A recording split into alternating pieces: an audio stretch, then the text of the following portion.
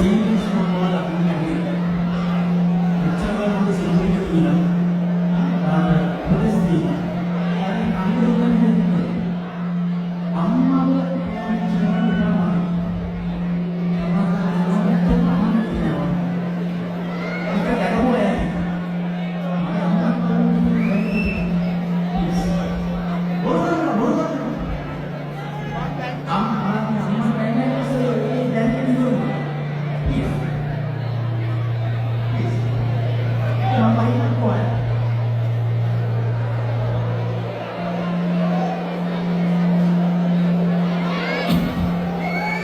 Right.